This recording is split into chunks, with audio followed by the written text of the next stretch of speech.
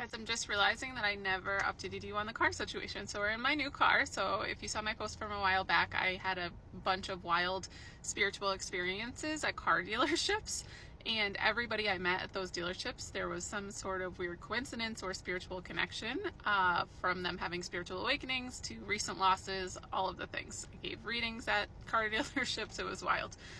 So I finally gave up. I had one actually bad experience at the last place that I went, where this guy was like trying to intimidate me, I think, but he was like speaking very aggressively towards me, and I just looked at him and I was like, I was literally signing the papers, and I was like, you know what, never mind. Really don't appreciate the way that you spoke to me, so I'm gonna head out. Thank you so much. And leaving there, I mean, I had every intention of buying that car that day, but something pulled me away, and it was hard for me to like actually leave. Like, he was a nice enough guy up until that point, and he really did apologize. He turned bright red. He was like, I'm so sorry. And I was like, yeah, I just think this is my cue to leave.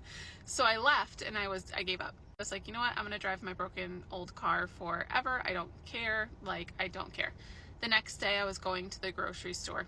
Now, mind you, I had researched and researched and researched different dealerships, different cars that I would like, all of the things, right? And exhausted most of that list that I had made.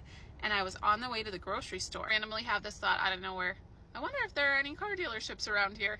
And I'm kind of in the middle of nowhere on the highway on the way to a certain grocery store that I drive pretty far to get to. And so I was like, no, there's no car dealerships around here. I'm in the middle of nowhere. I Google it quick, and there's a Volkswagen dealership. Volkswagen was not a car I had considered at all. I've considered basically every other kind of car. Just hadn't come on my list per my stupid ChatGPT list and or Googling and asking around. Like, it just hadn't come up.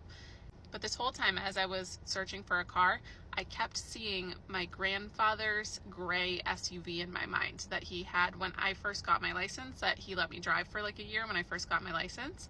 And I loved that car, and I kept seeing that in my mind and felt him bringing up that car. But lo and behold, there's a Volkswagen dealership, and I'm like, oh, well, maybe they have the other kind of car that I was looking at, that I wanted, that I almost signed the papers on. I park in the Volkswagen dealership. I start walking. Right in front of me, two side by side, beautiful little dark gray SUVs that look just like my grandfather's. And I'm reading it. The price is right. It has heated seats, it has a heated steering wheel, and like all of these things that the other car for the same price didn't have. And I went in to go meet the salesman, and he was so nice.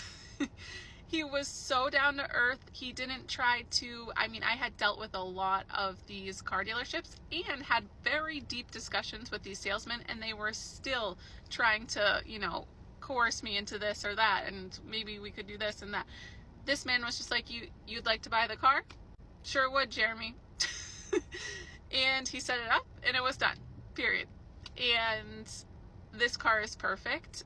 The moral of the story is, if you are on a spiritual journey and you are like looking for something, looking for a house, looking for a car, if you are awoke to the fact that there is a guiding force that is so much more powerful than any research that you can do, trust that in your heart more than any of the specifications or lists or things that AI can give you, and or the internet and or car salesmen can give you, right?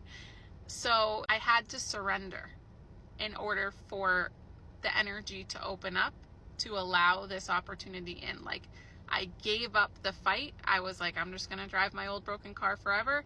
And that's when I relaxed enough to allow the download to come in, to go to this place. Do you know how many times I had gone to that grocery store in those 2 weeks? At least a couple. Why didn't the thought cross then? Because I'm probably like looking up on my phone, like, where's this dealership that I saw this car at? Where, I was all in my head. When I surrendered, let go, I was led to exactly what was always meant for me.